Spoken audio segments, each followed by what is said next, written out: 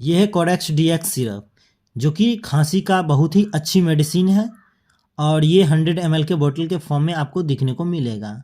सूखी खांसी हो रहा है तो उन कंडीशन में ये सिरप को ले सकते हैं। घरघराहट हो रहा है, खांसी हो रहा है तो उन कंडीशन में ले सकते हैं। नाक बह रहा है तो उन कंडीशन में ले सकते हैं। छींके आ रही है तो उन कंडीशन में ये सिरप को ईजिली तरह से ले सकते हैं। एमआरपी की हम बात करेंगे तो 155 रुपये में हर एक मेडिकल स्टोर में ईजिली मिल जाएगा।